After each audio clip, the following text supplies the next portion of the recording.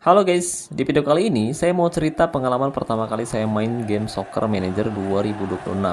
Jujur, saya sebenarnya jarang banget main game ini guys, tapi musim ini saya coba ambil tantangan, yaitu menjadi manajer AS Roma. Kenapa Roma bang? Oke, jadi karena klub ini udah lama banget gak pernah juara Serie A Italia guys. Terakhir kali mereka angkat trofi itu kalau nggak salah musim 2000-2001. Jadi misi saya jelas, yaitu membawa AS Roma meraih gelar juara Liga. Nah, di awal musim saya hanya beli satu pemain muda dari Salzburg, dan di musim pertama, fokus saya yaitu ningkatin level latihan, taktik, dan level manager. Pemain yang ada saya maksimalkan, bahkan beberapa pemain muda saya kasih kesempatan main, sementara pemain bintang malah sering duduk di bangku cadangan. Formasi yang saya pakai sepanjang musim yaitu formasi 3-4-1-2, dan ini dia susunan pemain utama saya. Tapi sebelum itu, buat teman-teman yang kebetulan belum mendukung channel ini, jika berkenan kalian bisa terus mendukung saya dengan cara klik tombol like maupun subscribe. Oke, jadi di posisi penjaga gawang di sini saya nempatin Miles Pilar. Di posisi back tengah saya nempatin 3 back yaitu Dika, Hermoso, dan Mancini. Kemudian di posisi gelandang bertahan ada Kone dan juga Cristante, dan di area sayap di sini saya nempatin Wesley dan juga Sule.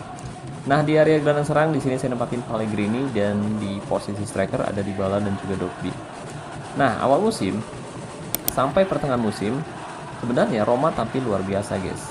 Kita belum pernah kalah di semua kompetisi, tapi menjelang akhir musim mulai muncul masalah baru. Pemain cedera, dipanggil timnas, dan performa kita menurun.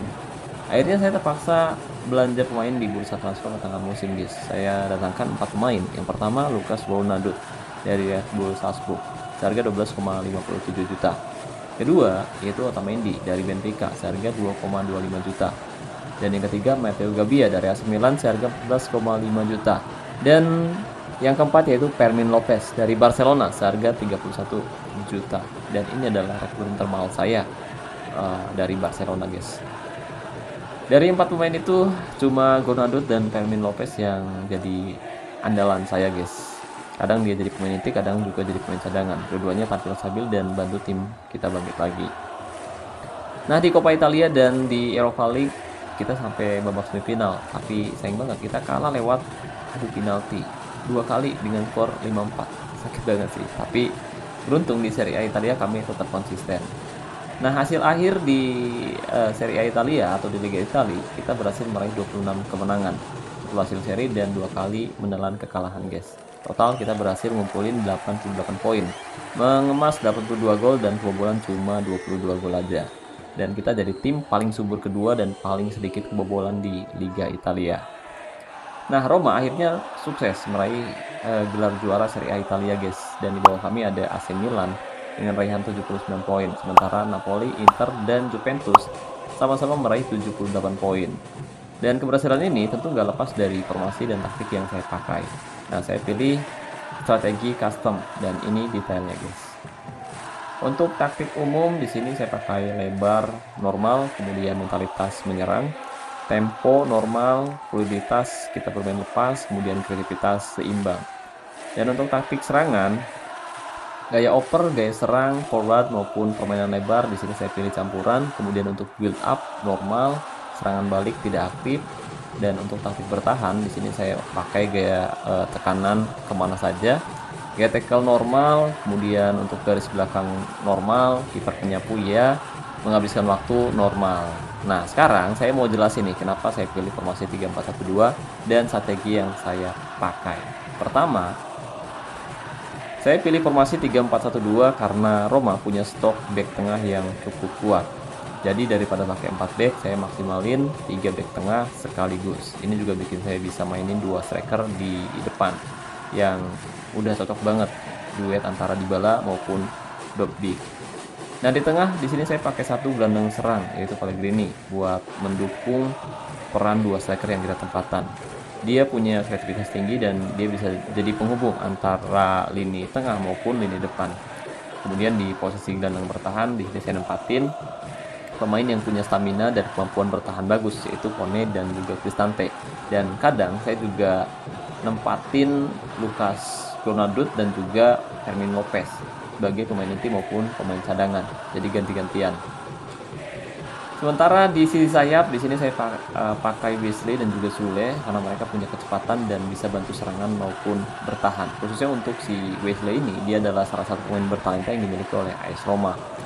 Begitupun dengan Sule, dia adalah pemain yang rata-rata ratingnya kalau misalkan naik bisa sampai 90-an guys. Jadi saya manfaatkan pemain bertalenta di area sayap.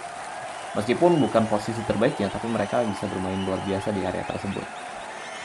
Dan strategi yang saya pakai adalah strategi custom karena saya pengen kontrol penuh atas gaya main tim saya guys, dan saya nggak mau tim saya terlalu pasif atau terlalu agresif, jadi saya atur semuanya sesuai kebutuhan. Untuk taktik umum tadi kita udah bahas, tapi saya mau jelasin lagi secara detail gimana taktik ini bekerja. Nah, untuk taktik umum di sini untuk lebar saya pilih normal ya guys ya, tujuannya biar kita nggak terlalu melebar tapi tetap bisa eksploitasi sisi lapangan. Dan tadi mentalitas menyerang ya guys ya, karena saya pengen Roma main aktif dan bisa nyari gol cepat. Kemudian untuk tempo permainan normal, tujuannya biar kita nggak terlalu buru-buru tapi tetap dinamis. Nah, untuk fluiditas di sini saya pilih bermain lepas supaya pemain kita bisa improvisasi sesuai situasi di lapangan nanti. Kreativitas seimbang, tujuannya biar kita nggak terlalu bebas tapi juga nggak terlalu kaku guys. Kemudian untuk taktik serangan saya pilih campuran guys, karena saya nggak mau tim terlalu fokus ke satu gaya main. Dan untuk build up normal, tujuannya biar nggak terlalu lambat atau nggak terlalu cepat. Serangan balik saya nonaktifkan karena saya lebih fokus ke penguasaan bola dan mengatur serangan terstruktur. Kemudian untuk taktik bertahan juga saya atur supaya lebih fleksibel. Yang pertama untuk menekan, atau kalau di game Tokyo depan itu gaya tekanan ya guys ya, di sini kemana saja biar pemain kita tuh aktif cari bola. Tackle, untuk gaya tackle normal, tujuannya supaya nggak terlalu kasar gitu guys. Kalau misalkan terlalu kasar ya takutnya pemain kita main kasar dan dapat kartu kuning atau bahkan dapat kartu merah. Garis belakang normal, tujuannya biar nggak terlalu tinggi atau nggak terlalu dalam. Dan untuk kipernya pun aktif supaya bisa bantu jaga ruang belakang. Menghabiskan waktu normal karena saya nggak mau tim kita buang-buang waktu, terutama di menit-menit akhir pertandingan guys. Jadi semua pengaturan ini saya sesuaikan dengan karakter pemain AS Roma dan tujuan saya di musim ini. Dan saya kepengen tim ini main stabil, kita nggak terlalu bergantung sama satu pemain aja guys. Dan di sini kita bisa adaptasi di berbagai situasi, dan hasilnya Roma bisa meraih gelar juara Serie A Italia dengan performa yang cukup konsisten sepanjang musim. Ya, walaupun ini musim pertama saya main Soccer Manager dengan pendekatan yang fokus ke pengembangan dan konsistensi, akhirnya Roma bisa meraih gelar juara ya guys ya. Dan di sini kita nggak perlu beli pemain di awal musim dengan harga yang mahal, enggak guys. Tapi kita lebih fokus beli pemain yang benar-benar kita butuhkan. Yang penting taktik cocok dan pemain bisa berkembang setiap hari. Nah, kalau kalian suka konten kayak gini, jangan lupa like dan subscribe di video berikutnya. Saya bakal bahas formasi lain atau mungkin saya bakal eksperimen bareng tim yang berbeda. Dan saya ucapkan terima kasih banyak buat teman-teman yang udah nonton video ini sampai selesai. Sampai jumpa di video selanjutnya. Salam olahraga, salam Soccer Manager Indonesia.